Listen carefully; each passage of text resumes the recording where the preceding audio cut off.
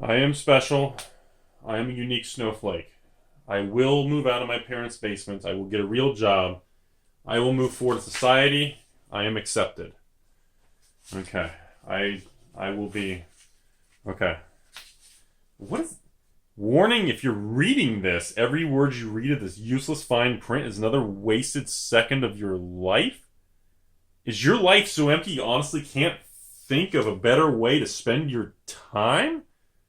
Are you impressed with authority and respect at all? Do you believe corporate culture is the law of the land? You need to leave your apartment, meet a member of the opposite sex, stop shopping and masturbating, quit your job, and prove you're alive. What is this shit? I'm a special snowflake. What is this crap? How is this even allowed to be printed? Welcome back, everybody. Rudy with Alpha Investments, and we do need to do a little topic on Ixalan, a little bit of follow-up, because this is going to be a fascinating time. And I want to go through some details I didn't focus on my other Ixalan, talking about the record sales, and a lot of people had some questions, and I want to answer those questions. But before we do, I cannot go any further in this video until we thank the sponsors of this video. So before we go any further, we have to thank everybody, including Wizards of the Coast, for sponsoring this video with Card Kingdom, David Adams Card World, Channel Fireball, Star City Games, Troll and Toad, with Sports and More, and the Cool Stuff Inc. crew with Channel Snowball, all the Moon City games in the world with eBay to blow out cards, all the miniature market guys with Cape Fear Games, and as always, do not forget the sponsors also on the West Coast with Dan's Cards, Friendly Local Game Store, Cosmic Comics, The Mox Boarding House, The Card Exchange, and of course, do not forget Shane's Cards with Little Crazy Timmy Games with Discord Games, and of course, West Coast Cards, Diversified Field Games, CCG House, Gambit Cards, Time Vault Games, Epic Games, Matrix Games, Alter Reality Games, Grass Valley Games, Ken's Comics! We love Ken's Comics! Great Escape with Gamers World, Anime Imports, Epic Adventure Time in Your Face, D20 Games, and Things in Your Pants with Crazy Squirrel Games of the Southwest. Oh, God. And do not forget we gotta thank our sponsors over at Paladins Games, Tapped Out Games, and of course the Game Ogre with the Dice House Games with MTG Deals the Realm, because at the end of the day, it's all about brute force games. And I need to thank all my sponsors. Because remember, life is only ranked and categorized by quantity of sponsors, because we are all unique, beautiful snowflakes.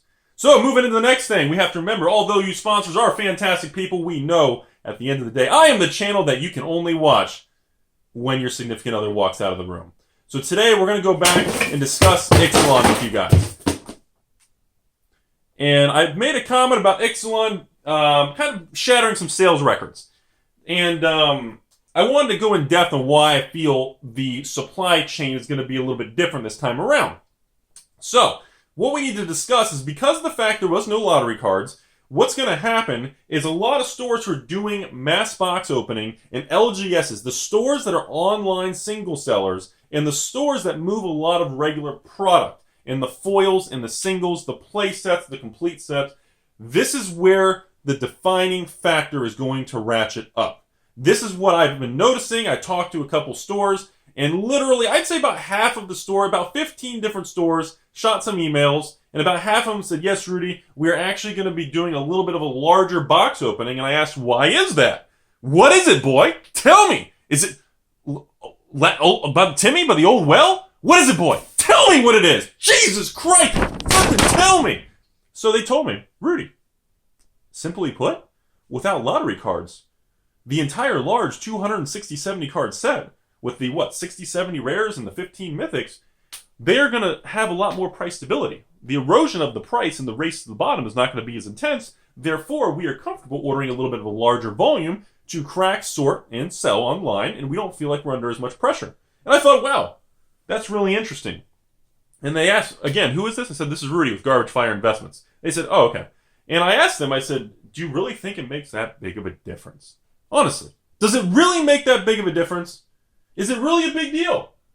I mean, I don't, is it really that, I mean, you know, and they told me overall, most people said, we don't know, Rudy. We don't know if the removal of the lottery cards is really going to make a big bottom line profit difference out of the gate, or as time goes on.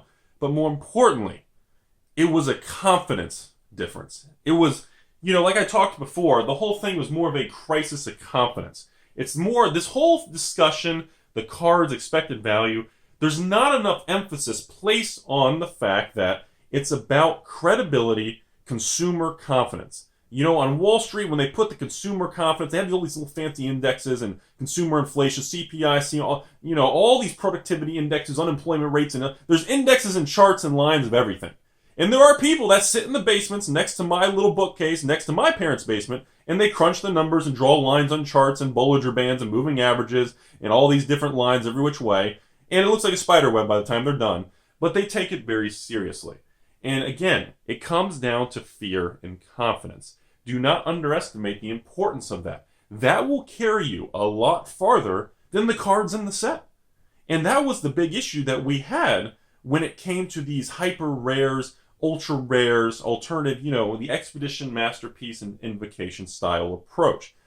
It did achieve what Wizards wanted. It reduced the price of standard. But the problem was it did have side effects. As everything in life has side effects. Everything has kind of that collateral damage that you can never really anticipate and you can't factor in until it actually happens. And one of the biggest hits was that, for example, when Hour of Devastation came out of the gate, most stores either broke even, plus 10% or minus 10%, some lost negative 20%, because of the big, kind of a swing of that needle was held in the hands of, did you get a lucky lottery card in that particular case? In that case of 6 booster boxes, did you get 1 lottery card or did you get 2? Of which the 2, did you hit 2 big ones or did you get 2 crappy ones? That, and it's not really a comfortable thing for a small business owner to base something they're going to put thousands of hours of labor inputted in, they're going to tie up capital, and make all of that work pushed to the side and come down to one simple thing. A stupid little, did you get lucky? Well, did you? Do you feel flippin' lucky? And, that's not really the objective. It's not the flippin' objective, people. I mean, I don't, and for the longest time, you guys still with me? There you go. Hold on, I wanted to touch you guys for a second. And for the longest time, it was, I don't know if it was people just would acknowledge it, but they didn't want to. And again, we have this massive, I don't even know, I don't want to go in that direction because it just, people get too sensitive. We're gonna leave it there. But the problem was, it had a lot of side effects that longer term, it did affect set and booster box sales. I mean, it did. Originally, Battle for Zen, it hit hard, blowout numbers. Of course, then diminishing returns kicks in, lack of excitement kicks in. Oh, we've seen this, been there, done that 20 times. Yeah, I've snuck over her house 15 times, but the 16th time, it's still good, but I'm not as like, oh my god, I can't wait to get off work. Oh, Jesus. And that's what happens. You have that diminishing returns, and it kicks in hard, and it hits you right in the balls. And the problem was, at the end of the day, when those quarterly reports were coming out, they did notice the difference. Distributors specifically told me they could tell a very clear-cut, strong difference after these, especially with Amonkhet and Hour of Devastation. That was the most obvious. I think Amonkhet. Now, I don't know how much that was attributed to the borders of the card frame. I don't know how much of that was part of the card frame that people just didn't like them, so they were kind of fearful that a lot of others wouldn't, so the premium would drop quicker, which it did. I mean, the Invocation prices are just brutally low. I mean, compared to the original Zendikar Expeditions, even the Masterpieces, the Invocation prices are painful. So we don't know, because there's multiple variables, there's no way to isolate what the particular cause was. But what we do know is, distributors said, it's cut and dry. Yeah, the set would come out, people would order it, nobody would restock it. Nobody would open more. There would be no restock of single sellers. There would be no, second, third wave of stores saying, hey, yeah, this is Rudy at Unacknowledged Investments, and we need to do another 120 box or 240 box restock. We are out of the singles, and we made a 20% return on we did, all the boxes, and it worked out good. Nobody was doing it. And that was very evident. And I think on top of that, there was 2 particular distributors out of 5 that were even reducing their build levels on holding the booster boxes, because they particularly said, well, the prices don't really go up, so we don't want to sit on as much, which again, I know you guys are like, well, distributors shouldn't be investing in the product anyways. Different video. But the point was, they're holding less of it. And I said, well, God, shouldn't you guys be sitting on more than that? What if you get a bunch of stores call up and want a certain set? And they're just like, well, we'll just wait. We'll order more from Wizards and it'll take a while. Or, you know what? Not a big deal because it's not going to happen. I mean, literally, it was just 100% chance. They were just like, we don't care. It's not going to happen. It was just a cut and dried, we don't even care. And I was just like, man, that's really, it's very interesting, the tone, the demeanor.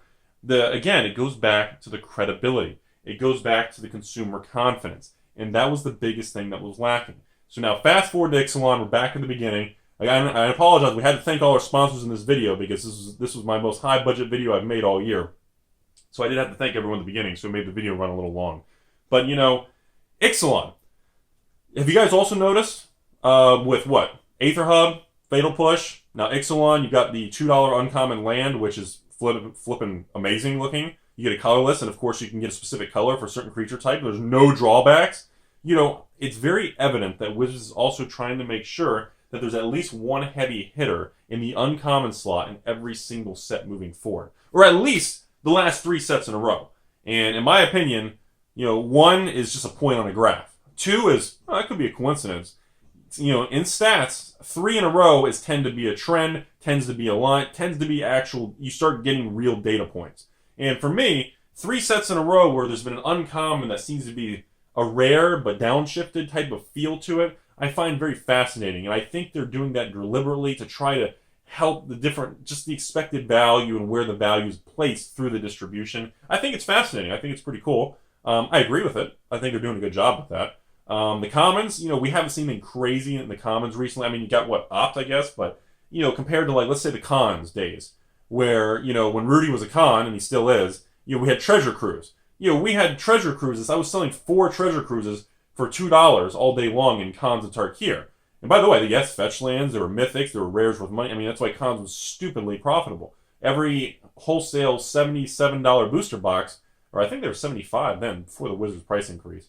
I mean, literally, people were netting online. After shipping and fees, you were netting $130 a box. So if you spent 20 grand on Khans, you would get back literally almost $40,000, sometimes more if you got a lot of foil fetches, in literally 90 days. It was stupid. So, and again, we had treasure cruise and Khans, and we were selling 4 treasure cruise, 4 common cards for $2.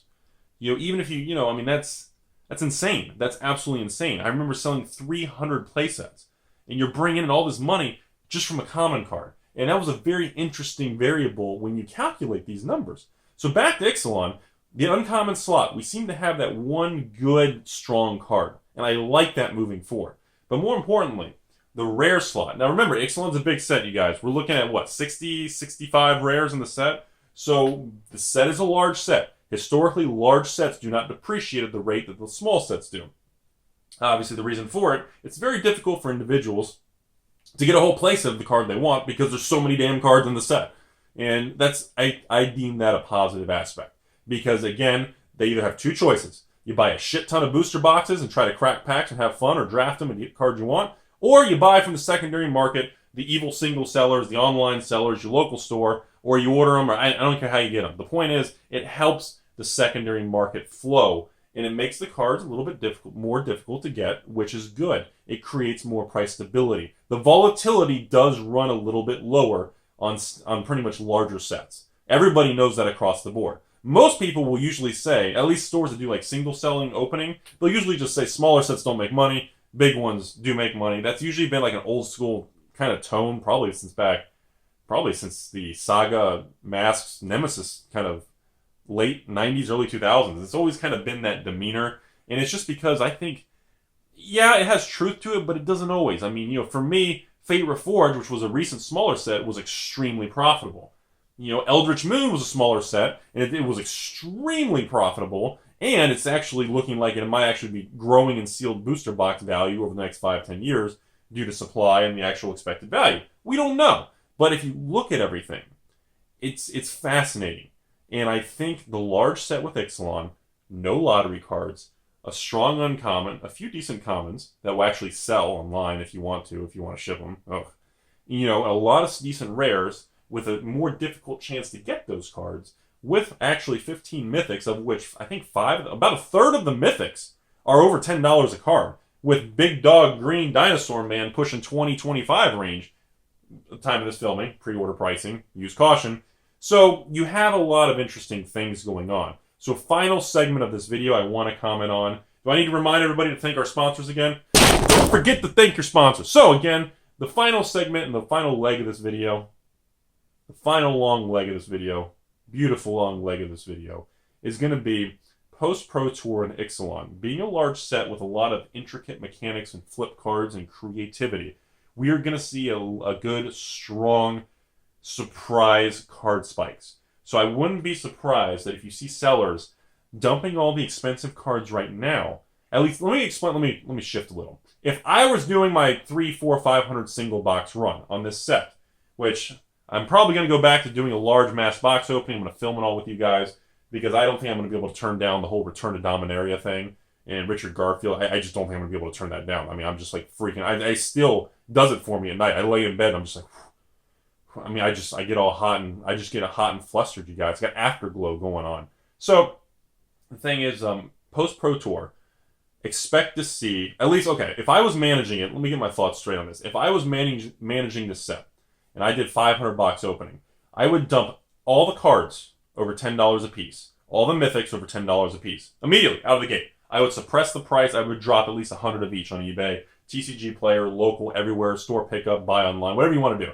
Then, all the bulk rares, I would go through them, and I would take a lot of people, and any of the people that feel that are undervalued or anything, I would probably put a block of 100 of each of these 99-cent bulk ones that are under $2, $3 range, because most likely, we are going to see a lot of just jumps, spikes, swings, and a lot of the $10, $20 cards are going to depreciate because they don't become a tier 1 thing.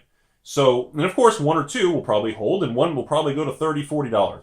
Expect to see that, you guys. Remember, with no lottery cards in Ixalan, I'm telling you guys, expect to see a mythic card break to $30 to $40 in Ixalan. I'm telling you all, I don't know if it's going to be Dr. Dinosaur and his little fancy hands. I don't know, but I'm telling you all, it's going to happen. The fact there's no lottery cards to really just, churn and burn, the mythic prices are going to be more stable. They're not going to free fall, and we're going to see one jump like an animal. The same thing with the rares. Expect to see a couple rares that are $2, $3 jump to the $5 to $8 and probably cap at the infamous $10 kind of that glass ceiling type of thing. So expect to see that post-Pro Tour. So now, final conclusion of that, the reason I said these different things is because this is what's going to happen. A single seller, like me, was probably going to open 300 boxes of Ixalan at launch.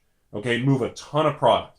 Then, 2, 3, 4 weeks out with all these Pro Tours and different things, right when the market restabilizes and reshifts the value, a lot of the stores are probably going to do a secondary restock, right when some $3, $4 mythics jump to 10 to 12, and some rares go from 2 to 3 to 8 to 9. When you have that second leg up, that second branch on the staircase, when we uptick after the Pro Tour, that second final uptick before the set just flatlines and drifts into oblivion, that's the second moment where you're going to see a lot of restock of stores and single sellers that are going to infuse a substantial second wave of product into the market. And that is where Wizards will see the additional sales. Distributors will get pooled on a lot of product, which will cause distributors to reorder with Wizards. So I wanted to break that down. That's where the second tier of massive sales is going to come from. Post-Pro Tour, on a large set, we will see jumps in prices, which is going to spill over into store restocking, which is going to run the distributor out and force distributors to restock with the Wizards pallets. And that's where Wizards is going to incur a higher primary market sale. So that's all I have. I hope you all enjoyed the video. This is Rudy with Creepy Investments. As always, I hope you all learned something. It's still fine. Please do not like me. I hope you still dislike me, but you learned something today. Then I achieved my objective. And as always, may your taco always remain beautiful and crunchy and floppy. Don't worry, you don't need to like me. But I just want you to learn. You guys have a fantastic day.